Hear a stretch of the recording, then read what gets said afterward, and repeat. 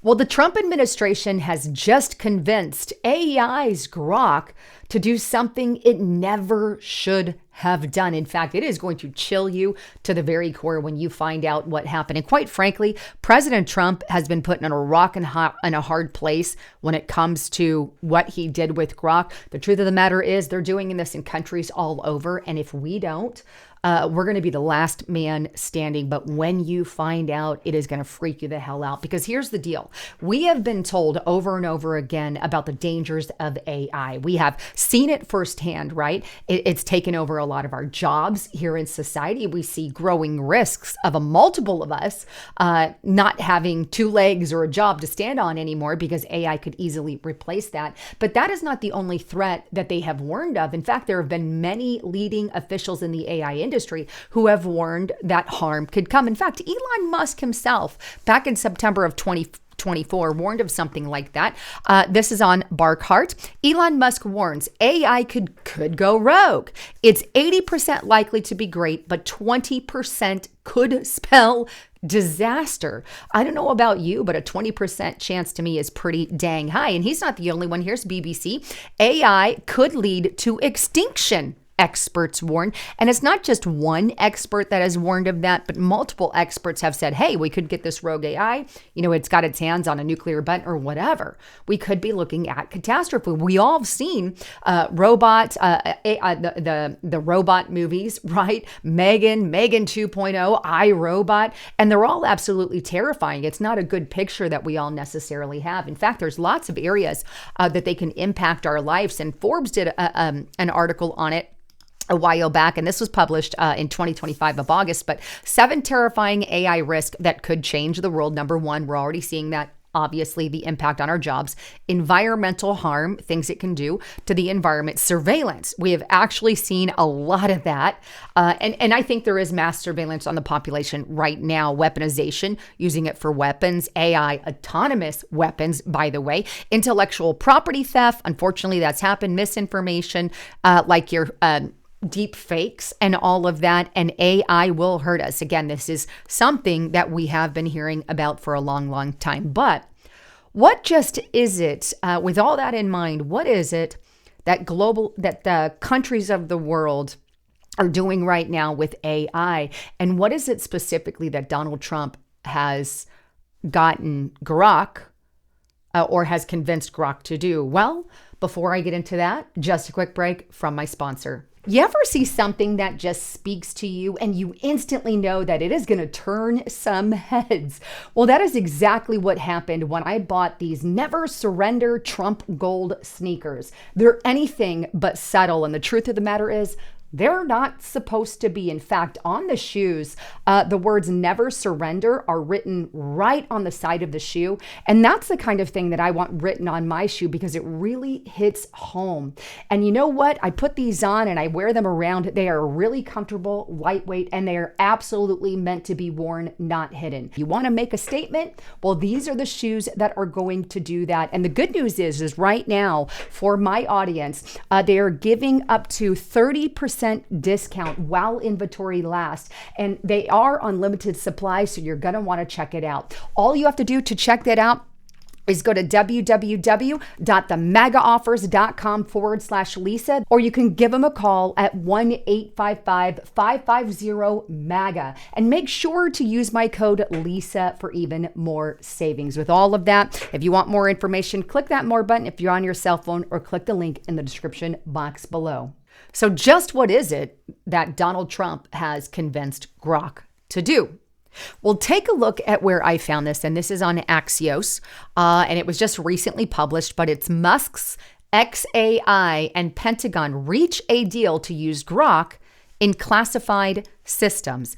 Elon Musk's AI company, XAI, has signed an agreement to allow the military to use its model, Grok, in classified systems, a defense official confirmed to Axios. Why it matters? Up to now, Anthropic's Claude has been the only model available in the systems on which the military's most sensitive intelligence work, weapons development, and battlefield operations take place. But the Pentagon is now threatening Anthropic in a dispute over safeguards and may soon need a replacement. Anthropic has refused the Pentagon's demands that they make Claude available for all lawful purposes. I'm going to get into that. Insisting in particular on blocking its use for mass surveillance on Americans and the development of fully autonomous weapons. XAI agreed that all lawful use standards, as Axios previously reported. So XAI said, we will agree to the all lawful use standards. The New York Times first reported that a deal had been signed. XAI did not respond to requests for comment. So what exactly is this all lawful use? So we have one company, Anthropic, saying, no, we're not going to do that because of mass surveillance on America and because of the fact that, well, you can develop fully autonomous weapons if we allow you to say all lawful purposes, right?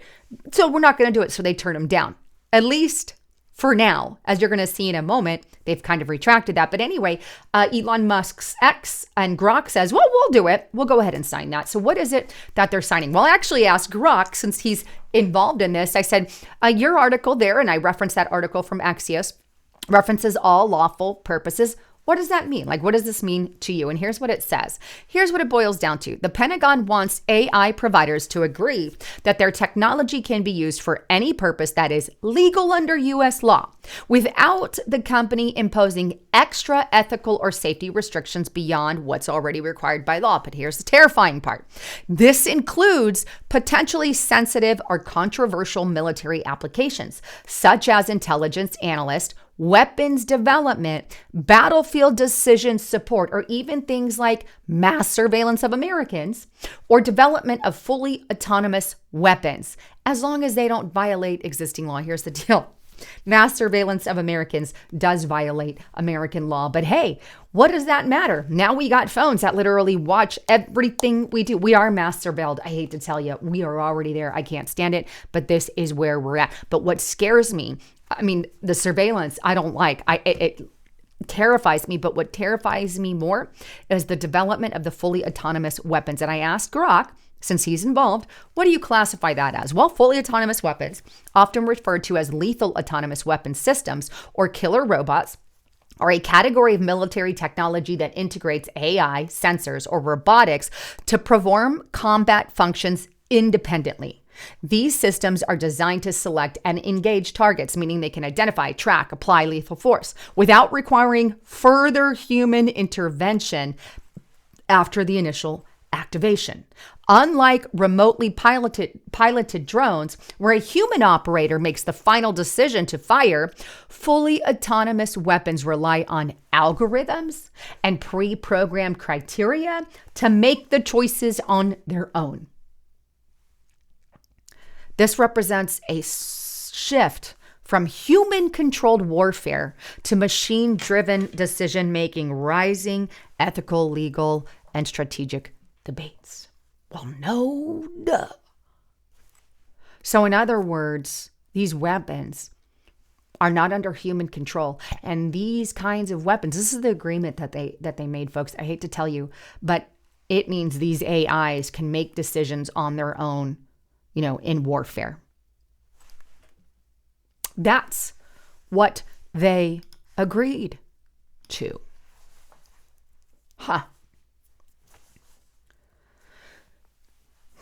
I'd love to get your comments on all of that, because that is downright terrifying in my opinion. And while we're at it, I asked Grok on the fly, since we're there, I said, draw a picture of what you look like. Or show me what you look like. I'm quite curious. Here's what he drew up, by the way. So that's Grok. That's what Grok calls himself. Interesting, right? So this is a picture of Grok and what Grok says he looks like. I want to ask some of the other ones too, just to find out. But it's interesting because Anthropic comes out and says, no, I'm not going to cross that line.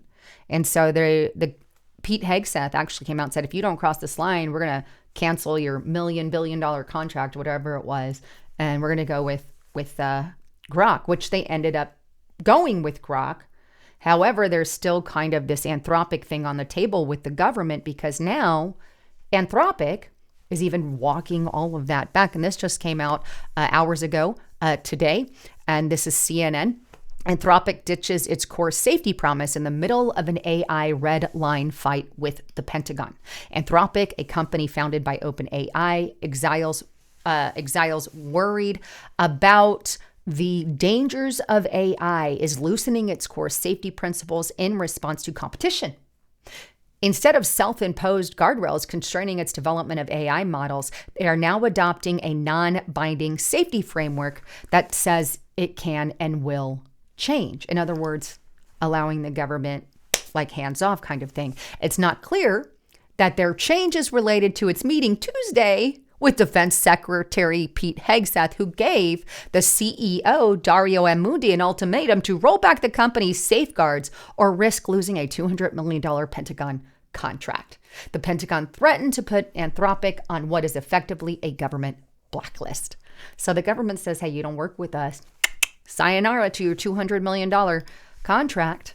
And now he's, of course, walking that back. Interesting, right?